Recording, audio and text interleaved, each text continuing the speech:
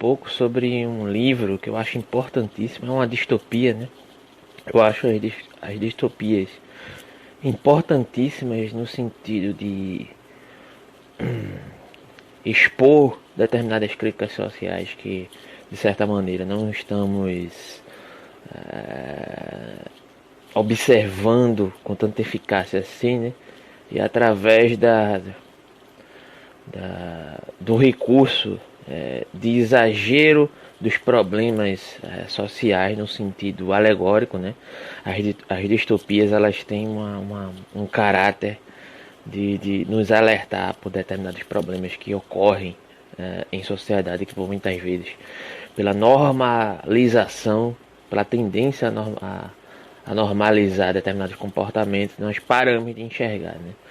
E aqui eu vou fazer uma resenha crítica sobre esse livro que eu acho muito importante, apesar de também ter seus problemas em alguns aspectos, como qualquer livro tem, como qualquer expressão que parte de qualquer indivíduo humano tenha. Mas é Clímax, de Chuck Palahniuk. Tem algumas resenhas desse livro na internet, mas creio que não são tão satisfatórias assim. E aqui eu vou basear na leitura que eu tenho desse livro, que eu acho que eu já li esse livro umas 3, 4 vezes, e numa resenha que há na internet aqui, né, de uma figura chamada Yasmin Deixain, que eu concordo com a dona, com a interpretação dela, e eu deixo aí na descrição, né. A princípio, Clímax parece ser mais um livro desses que, de certa maneira, prega uma suposta liberdade sexual da mulher, né? Que tende a atrair as mulheres pela perspectiva de mais um conto sexual, né? Que parece que vai advogar acerca da liberdade das mulheres, mas de certa maneira vai reproduzir os mesmos estereótipos que estão delegados ao imaginário do macho cotidiano, né? Mas aqui é um ponto inicial muito mais interessante aqui do Clímax, porque inicialmente ele já demonstra que, na verdade, a proposta do livro é parodiar esse tipo de obra, né? Como 50 Tons de Cinza, né? Enquanto recentemente tivemos aí esse filme, eu acho que é 365 Dias, que reproduz o mesmo estereótipo como algo libertador sexualmente das mulheres, mas que vai pregar uma série de estereótipos extremamente absurdos de violência contra a mulher, né? E incitação a vários tipos de questões que, sinceramente, eu não pretendo nem tocar nesse assunto aqui, mas só estou exemplificando, sabe? E são obras que considero abjetas, mas enfim. E aqui ele inicia aqui justamente, né, esse livro como essa paródia. O livro se inicia com uma cena que pode até colocar você nauseabundo, né? Que é uma cena de estupro, certo? Que ocorre em pleno tribunal, certo? Aos olhares de uma série de homens, certo?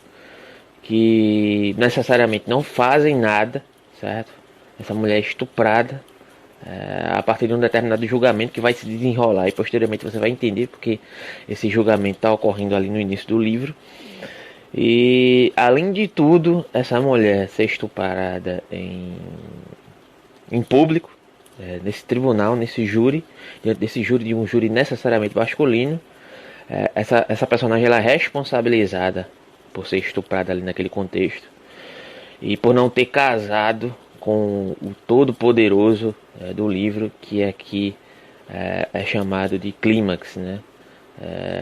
Cornelius Linus Maxwell, vulgo Clímax, que dá o nome à tradução brasileira aqui, né? E ela é responsabilizada, né? Quando ela vai ser socorrida, violentamente estuprada ali naquele ambiente. Ela, de certa maneira, ela é responsabilizada inclusive pelos maqueiros que a vêm resgatar, né? naquele contexto, por não ter se casado com o grande milionário e poderoso Maxwell, né? O Clímax. Para quem não sabe, Chuck Palahniuk é o mesmo escritor que escreveu o Clube da Luta, certo? E aqui apesar de ter uma proposta, uma pegada bem parecida no sentido de uma crítica social aos aspectos, de certa maneira, que estão ligados à noção capitalista, à reprodução de determinados produtos capitalistas que pregam uma determinada necessidade que não necessariamente se faz necessária para a convivência humana, como, por exemplo, o mercado do ambiente sexual.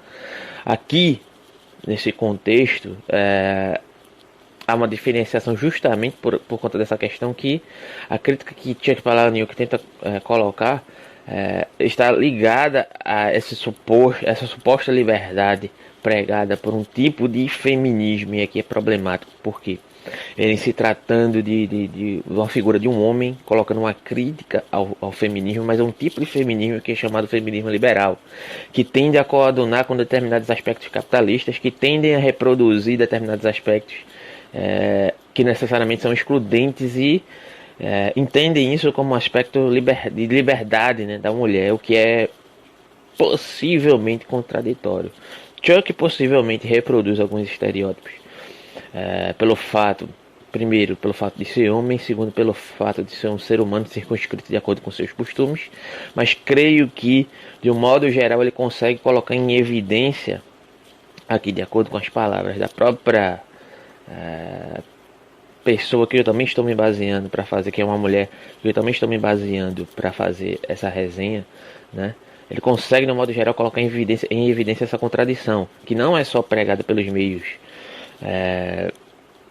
de comunicação, pelos meios de indústria fonográfica e comercial desse tipo de produto, né? Que pregam essa suposta libertação sexual da mulher através desses estereótipos contraditórios e que tendem a reproduzir, de certa maneira, os mesmos estereótipos que subjugam a figura da mulher como algo proveniente de ser pregado como uma liberdade da mulher, né? Que está associado a determinados costumes daquilo que é entendido aqui como feminismo liberal, né? Então aqui, de certa maneira, o livro, essa distopia, ela tende a nos colocar em evidência esse suposto aprisionamento, né, que há mediante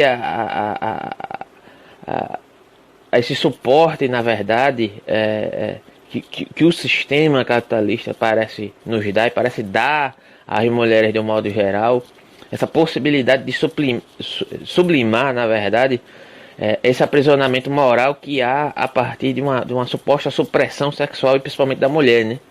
Só que, na verdade, esse sistema ele se vale desses aspectos para poder gerar lucro, para poder gerar um outro tipo de aprisionamento, né? Através de reproduzir determinados aspectos que não necessariamente vão desembocar em uma suposta liberdade, uma suposta liberação dessa figura feminina. Porém, entretanto, vai gerar uma comercialização dessa necessidade, dessa sublimação, desse suposto lugar de um contexto libertário, de liberação desses aspectos, desses instintos, né? Principalmente diante da figura da mulher, mas que na verdade é apenas um direcionamento comercial, né? Então é uma distopia que vai justamente recair sobre essa crítica da noção desse prazer sexual, o prazer sexual feminino, né? Por determinadas razões. E aí a narrativa vai, de certa maneira, no meu entendimento, superar algumas desconfianças que podem se colocar diante da figura do Chuck Palahniuk, que, como eu já disse, desenvolve essa crítica aí ao feminismo liberal, que é o feminismo da grande mídia, que se casa com esses valores capitalistas neoliberais, voltados supostamente para aquilo que entendemos como, poderemos entender predominantemente uma comercialização voltada para a mulher branca e de classe média, né? Que termina por atingir todas as camadas da sociedade de um modo geral, certo? E que dita, de certa maneira, aquilo que é chamado consumo pós-moderno, né? Ligado a obras como, por exemplo, eu já citei aqui, Crepúsculo, 50 Tons de Cinza, né? E essa mais recente, essa obra aí mais recente aí que foi lançada aí na Netflix, 365 dias, eu acho que é assim que se chama. Então esse suposto feminismo rico, elitista e branco que estimula a mulher aí no sex shop, e que nunca vai promover uma suposta libertação sexual que possa realmente dar vazão de uma autonomia da mulher, mas sim uma mercantilização do sexo e um direcionamento comercial acerca das possibilidades da mulher fazer suas próprias escolhas, no sentido de não ser influenciada por esse mercado, né? É uma questão bastante complicada. Aqui também nesse livro, nessa distopia, Chuck também critica, faz uma autocrítica ao gênero masculino. Isso não se resume apenas às contradições dos movimentos feministas, enquanto, de certa maneira, uma apologia de determinados valores que deveriam ser combatidos, mas que são pregados por elas. Mas também coloca aqui em voga, como eu já disse lá no início, uma suposta proposta de inação perante a figura do homem diante desse suposto aprisionamento, dessa suposta autodegradação da figura feminina, que na verdade no livro, diante de vários contextos, quando aquelas figuras estão zumbificadas através dos produtos sexuais, que é uma questão que eu esqueci de falar. O Linux, que é o Maxwell aqui no livro, ele passa a produzir uma indústria, né, comercial a partir dos seus produtos sexuais, que ele adquire através de saberes culturais, que ele se especializa nessa área para produzir seus produtos. E esses produtos causam um grande vício, uma grande alienação dessas mulheres, né, que passam a se tornar zumbificadas por esses produtos sexuais, né, como forma de sobrevivência quase. E a partir do momento que começa a haver um caos total nessa sociedade, a partir desses produtos sexuais, que as mulheres não fazem mais nada a não ser buscar, de certa maneira, se satisfazerem através desses produtos do Maxwell, né? E cria um estado de caos ali naquele ambiente social. Os homens, ao invés de tentarem resgatar essas mulheres daquele determinado aspecto, eles se aproveitam da situação, né, para escravizar mais ainda aquelas determinadas mulheres. Ou seja, uma crítica a nós homens, ao próprio Chuck enquanto autor desse livro, que por muitas vezes, pela possibilidade, pela contextualização de uma suposta vulnerabilidade da mulher, ao invés de se colocar como alguém que pode ajudá-la, que pode retirá-la daquele estado, se aproveitar da situação para também se valer de determinados favores, sejam sexuais, financeiros e etc., né? Que aqui é muito bem evidenciado no livro também, né? E além disso, querem responsabilizar a única pessoa que entendeu aquele determinado contexto, que é a figura da Penny, que é a pessoa que é escravizada, que foi citada lá no início, que sofre um estupro coletivo, e só há figuras masculinas ali naquele júri, e de certa maneira também evidencia essa inação dessa figura do homem perante determinadas barbaridades que ocorrem referente à figura da mulher, e que também faz parte dessa conjuminação de uma contextualização de uma sociedade necessariamente capitalista, que prega valores de liberdade que são mais aprisionadores do que os próprios pressupostos dessa sociedade capitalista, que fazem parte, na verdade, desses pressupostos, certo? E coloca em evidência, coloca aqui, que o mundo, pelo menos na proposta aqui dele do livro, o poder que as mulheres têm sobre determinados contextos aqui sociais, econômicos e etc. E por muitas vezes não tem noção disso, e terminam sendo subjugadas por aparelhos de repressão a partir de uma suposta comercialização da própria liberdade, né? É o que esse livro aqui está evidenciando através dessas obras que supostamente, mais uma vez aqui eu vou ressaltar, que supostamente vão pregar uma suposta liberdade da mulher através dessa sublimação sexual. E aí, se você for pegar Freud, a partir da noção de mal-estar na civilização, está muito relacionado com essa questão da repressão moral, principalmente aqui, especificamente nesse sentido aqui, referente à questão da figura da mulher, né, que vai tentar sublimar isso por um determinado aspecto, só que sublima de uma maneira que vai desembocar em uma outra repressão, né? Uma repressão do capital, uma repressão da comercialização da figura da mulher, né? Que é contraditório, que é o que o livro tenta erigir, colocar em evidência, né?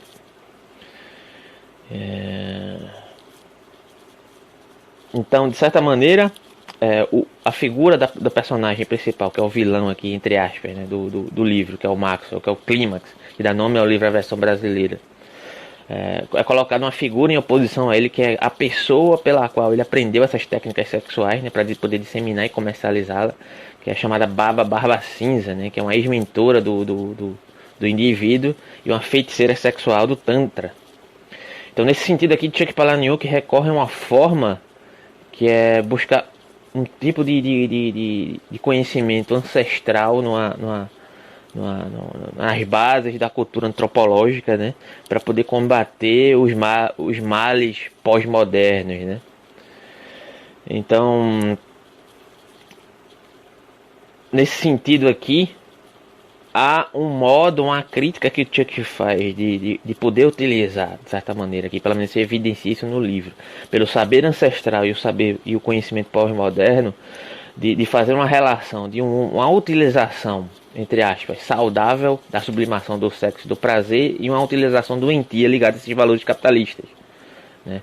Com o intuito de desembocar em um suposto aprisionamento a posteriori, no sentido de que uma proposta de liberdade contida por determinadas armadilhas que, de certa maneira, vão continuar por reproduzir, de maneira até muito mais opressiva, esses contextos de subjugar a figura da mulher, né?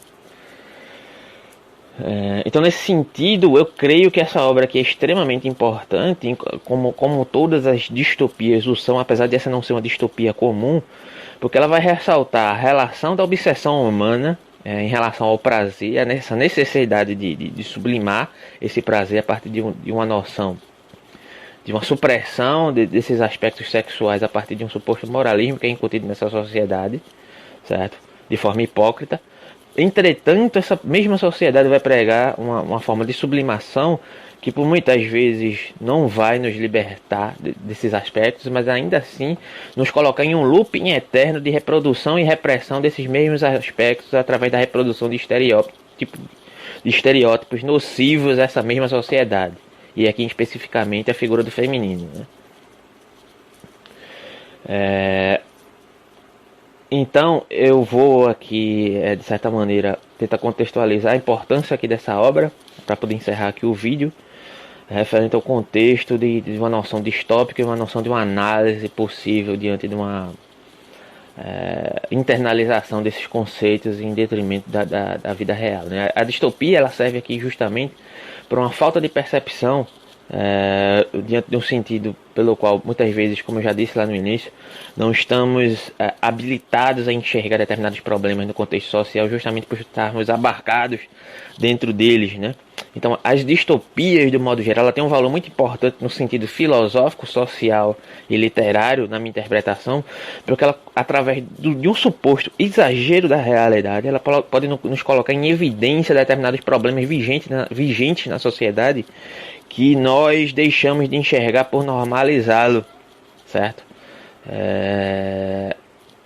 Então, por essa convivência costumeira, isso acaba se tornando normal e nós tendemos a deixar de enxergar certos problemas que deveriam ser evidentes, né?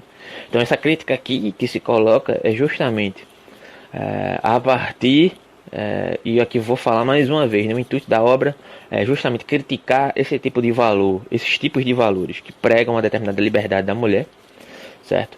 Através de uma suposta libertação dos aspectos repressivos sexuais perante a figura da mulher, mas que se vale da figura da mulher para poder comercializá-la. Então, que tipo de liberdade é essa, né? É contraditório. Esse livro coloca isso em evidência aqui. Apesar de ser um livro escrito por um homem e ter os problemas provenientes de um livro escrito por um homem, mas creio que dentro da proposta crítica que ele se coloca aqui, se faz muito valorosa aqui, na verdade, essa crítica, e é uma crítica que pode se evidenciar de maneira verossímil se observarmos com mais atenção essa sociedade, né? O que foi esse fenômeno desse filme bizarro que teve sucesso aí na Netflix, 365 dias, se eu não me engano, um filme que é um filme explicitamente violento em determinados vários aspectos, que foi romantizado, né? Isso não quer dizer que não possamos produzir, não possamos consumir produtos provenientes de uma suposta indústria sexual, né? Mas aí é um outro problema, é uma outra discussão também que vai desembocar uma questão da comercialização da pornografia, né? Que é uma questão extremamente complicada, porque você vai abordar questões de localização daquelas mulheres dentro daquela indústria pornográfica, né? Que é algo extremamente complicado quando você passa a consumir esse tipo de produto. Você está colaborando de certa maneira para que essas pessoas continuem a serem subjugadas naquele contexto e são exploradas sexualmente, moralmente, de vários modos, e por muitas vezes são levadas a essa indústria por conta justamente do caráter excludente dessa sociedade, né? E ao mesmo tempo as pessoas têm essa necessidade de certa maneira, dar vazão a esses impulsos sexuais, né? E aí, como é que a gente vai controlar isso? Como é que a gente vai poder utilizar, de certa maneira, se valer desses impulsos sexuais sem necessariamente tá propagando valores que são nocivos à nossa própria sociedade, a figura da mulher, a figura num aspecto social mais abrangente, também a figura do homem enquanto se colocando nesse papel de reproduzir esses aspectos nocivos e compulsórios da sociedade. Eu acho que a gente tem que repensar essas questões aí do consumo da indústria pornográfica, da indústria sexual e etc, para tentar não recair, ou pelo menos minimizar os efeitos nocivos desses aspectos referentes à reprodução dessas questões no aspecto social de um modo geral, né? Então, não vou me posicionar nem contra nem a favor dessa questão aí da indústria pornográfica, apesar de ser muito mais contra, certo? Porém, eu não tenho uma opinião ainda formada de como podemos superar essa questão, porque é evidente que há um problema, né? Há um problema ali, mas qual é a solução, né? Porque ao mesmo tempo que essa comercialização da figura da mulher enquanto produto é um problema horrível, é um problema que deve ser combatido, mas ao mesmo tempo existe uma indústria que se vale desses aspectos. E existem algumas pessoas que estão incutidas nesse meio, que de certa maneira entendem que estão ali por livre escolha. Mas será que foram para esse ambiente por livre escolha mesmo, ou por terem uma falta de esclarecimento acerca do que envolve esse contexto de um modo geral? Tem uma série no Quem Somos Nós que faz algumas entrevistas com algumas figuras desse ambiente da pornografia, e tem alguns posicionamentos divergentes na boca dessas mulheres, né? Recentemente teve a polêmica aí da Mia Khalifa, né? Que durante um determinado tempo tinha uma idade, uma certa imaturidade, cedeu esses aspectos, esses arrobos da indústria sexual por conta de dinheiro, né? Que é um dinheiro que, inclusive, o dinheiro pelo qual elas recebem é um dinheiro muito menor referente ao lucro que é gerado posteriormente nas costas dessas mulheres, né? E aí ela começou a travar uma briga com essas indústrias pornográficas na internet para poder retirar seus vídeos da internet, né? É mais um problema que foi evidenciado, né? E muita gente começou a criticar ela por conta disso. Se você não sabia o que você estava fazendo, não, cara, é complicado, porque existe uma contextualização, um problema generalizado de como essas mulheres chegam lá, de qual é o contexto, de qual é a necessidade, o que a sociedade prega, como essas figuras da indústria pornográfica se colocam como pessoas que estão ali justamente para se aproveitar desses aspectos dessas mulheres e da fragilidade em determinados aspectos. Lógico que você vai dizer, não, mas tem algumas mulheres que escolhem livremente e gostam do que fazem. Pode ser, mas eu creio que seja uma minoria. Que tem alguns documentários e inúmeros relatos de mulheres que são exploradas e que se arrependem de terem entrado, mas era a única opção de ter entrado nessa indústria pornográfica, né? E aí você vai pregar isso como uma suposta liberdade da mulher enquanto ela está sendo exposta como um produto numa vitrine e utilizada como um produto descartável. É extremamente complicado isso, né? Posteriormente eu coloco os links do que eu mencionei aí embaixo e esse vídeo vai para o YouTube. Obrigado.